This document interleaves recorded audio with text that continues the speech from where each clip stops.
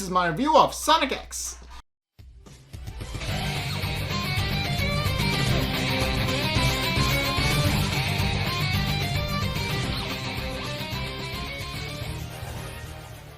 Okay, so this episode actually showcases the first planet that Sonic and his friends actually visit in their quest to find the Seven Chaos Emeralds so that they can actually defeat Dark Oak and his Metarex forces. And it actually starts off with actually Chris's parents and his friends actually figure out they finally figure out he's missing. So and obviously Lindsay Thorndike, she's very worried about her darling baby boy going missing and effectively orders all of Chris's friends and Chuck to try and find him and pull him back out of Sonic's world, but they merely respond. But they're quick to point out that would actually be a bad idea, since not only was Chris the only one to actually operate the machine, but they also don't know what would happen if they actually tried to dismantle it and figure out how it worked. So for the time being, Helen just volunteers to kind of take over and actually just monitor the system to see when everybody is to see if Chris actually messages them and lets them know what's going on and keeps in touch. So for the time being, they just kind of keep an eye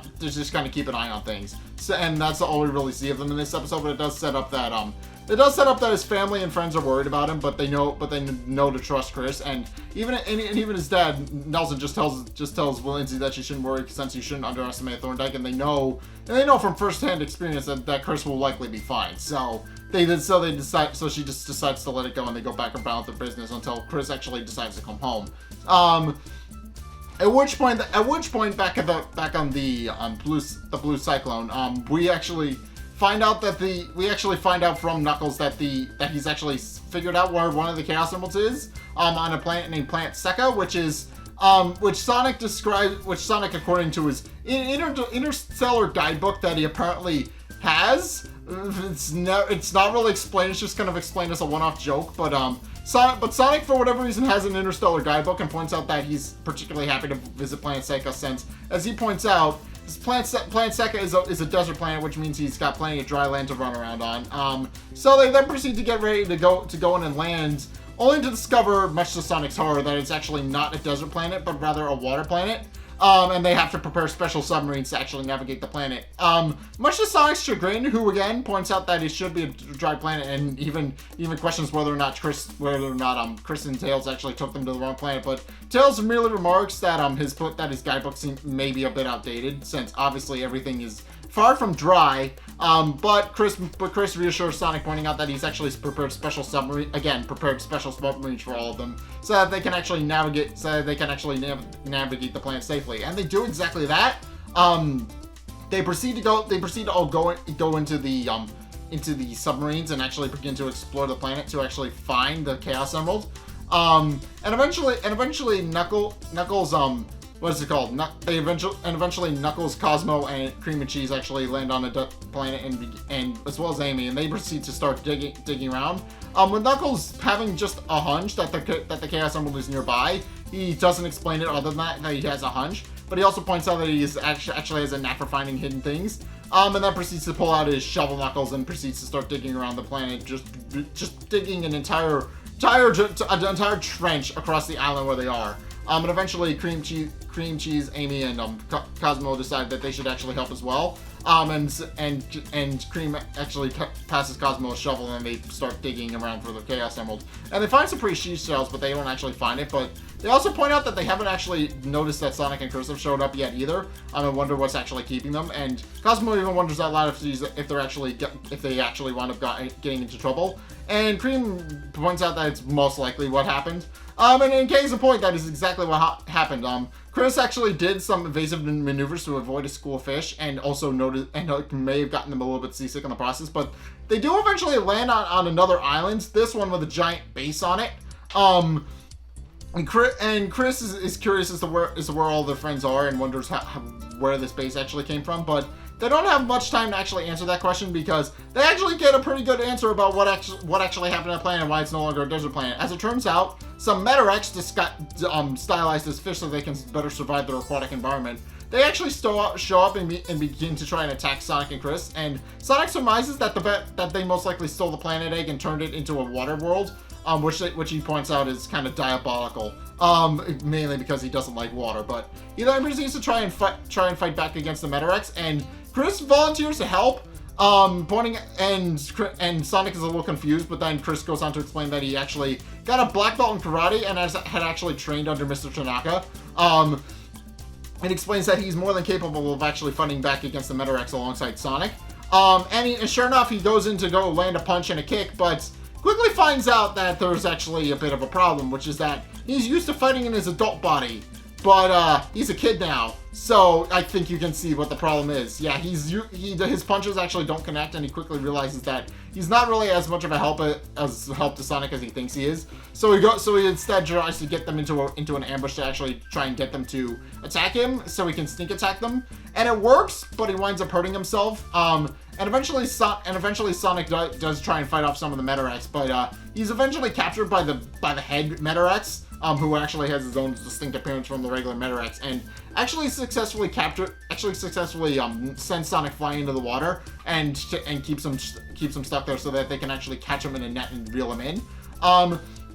And Sonic does eventually points out that Chris needs to go and get help, stating that if he doesn't, that they'll both be captured. Although Chris is very reluctant to actually leave his friend behind, but he does as he's told anyway, and proceeds to go back to the Blue Cyclone so he can actually pick up a couple of supplies and actually come back to get Sonic. And sure enough, he does. He actually pulls up in the X Tornado and begins preparing to actually go in and rescue Sonic, but Tails actually stops him, pointing out that he doesn't really have much of a plan, and also points out that they'll actually work together through teamwork to actually rescue Sonic. At which point, Amy actually calls up Tails on his little wrist communicator, and tells Tails that she's actually figured out where Sonic is being held, actually having talked to some of the planet's natives. And she proceeds to explain how she's actually going to go in and rescue Sonic herself, and pointing out that it's a perfect opportunity to make Sonic fall in love with her. And then she proceeds to go on this little tangent where she believes that Sonic will actually fall madly in love with her because he got rescued by her, and then plays out a whole scenario in her head over the intercom. But Chris points out to just cut to the chase and tells her that she needs to go and rescue Sonic immediately. And that they can't actually waste time, but she then yells at him for kind of giving her a little bit of orders, and then proceeds to hang up. So Tails proceeds to prepare to go pick her up in the X Tornado in about an hour, and tells Chris that he should probably get cleaned up and go shower, pointing out that he's actually a little bit stinky and a little bit sticky from working on planes and stuff all day to try and prepare a rescue mission for Sonic. So Chris does exactly that. He gets himself cleaned up and gets ready to kind of take a nap. And as he's lying down, he realizes that he's not exactly as helpful as he was hoping he would be. So as he does point out, he'd spent an entire 6 years actually preparing to actually be a help to Sonic, but obviously he's having a bit of a confidence issue because obviously he's been reverted back to his 12-year-old kid self. So a lot of the physical improvements he's made to his body aren't actually taking much effect. And on top of that, he begins to doubt as to whether or not he was actually needed to help anyway, since obviously everybody, including Cream and Cheese, actually have something they contribute to the team. And then there's just Chris. So he then proceeds to doubt whether or not he's actually helpful, pointing out that obviously he studied, but it's clearly isn't paying off, and wonders if he should have actually come at all. But then he thinks back to when the portrait actually fell off his windowsill, and he realizes that he did make the right decision in coming there because he felt like Sonic needed him. And then he also remembers that how he had shown some of his designs to Helen about some of the ideas that he had to invent support weapons and stuff for Sonic to actually help him when he actually saw him again. And eventually he realizes he does have something he can contribute to the team, and then proceeds to get to work. And actually sits down at his desk and pulls out a piece of paper. And he's still working on it as Tails is actually going to go pick up Amy, who has since started storming into the Metarex base. And it's revealed that she's actually kind of scary when she's mad. So yeah, she easily storms the Metarex base by herself. She knocks out several Metarex, and even knocks out like all of the Metarex that are trying to guard her. And meanwhile, Sonic is being tortured by the head Metarex and is actually being held over a shark tank. But Amy does eventually come in, rescue him, and knocks the head Metarex off of the fishing pole where Sonic is being tied up, and then breaks it out of its holster and proceeds to drag Sonic back through the Metarex base, while all still being tied up and all while being held over Amy's shoulder. And eventually she hears a call from Tails, who has since come in his ship and hollers to her, and she breaks out of the side of the ship and actually goes to land on the ship, and they proceed to escape, but the head Metarex begins firing at them. And while Tails himself is actually able to escape, remember, Sonic is just fairly floating on the end of a fishing pole that Amy is carrying while being on the back of the ship. So yeah, because of that, Sonic is cut loose from the fishing pole and proceeds to fall into the water, and just hollers after them that the next time they try to save him, don't. At which point he's about to fall in the water, but then Chris shows up in another plane and passes the thing he's been working on to Sonic this whole time. And what it's revealed to be is hover shoes. So yeah, he passes hover shoes to Sonic, and now Sonic is with that because of Chris's support item. He's able to actually hover over. They actually look a bit like Shadow the Hedgehog shoes, but with the hover shoes, Sonic's one weakness is now negated, and he's now actually able to fight back against the Metarex despite being on a water world. And sure enough, he's able to actually defeat the Metarex, and eventually he is able to destroy the head Metarex, and in the process frees the planet egg from their control, which then returns back to the planet from whence it came. And because of that, the water then proceeds to recede, and the planet is then returned to normal. Everybody gets their dry land. The planet's inhabitants get their dry land back. And they all hail Sonic as a hero. And on top of that, because as it turns out, the Chaos Emerald was actually in a piece of the land that was actually inaccessible. So Sonic and his team actually were not able to actually get the Chaos Emerald before Sonic restored the planet egg. But now that the water has receded, they have no problem, and they're able to actually find the Chaos Emerald, which was just sitting out in the open. But with that, Sonic is now happy to actually be back on dry land, and they now have one of the 7 Chaos Emeralds they need to face off against Dark Oak and his Metarex. And with that, Sonic then passes the support item back to Chris and tells him to keep it safe for him in case he ever needs it again. And Chris returns to sentiment, pointing out that he has several other inventions he could test in case Sonic actually needs them. And Sonic just gives him a thumbs up and saying that that would actually be great. And then he proceeds to race everybody back to this blue cyclone. So yeah, this episode was actually interesting because this episode shows Chris having a bit of an identity crisis, because he doesn't realize, well, not exactly identity crisis, but he begins to have a bit of self-doubt, because he didn't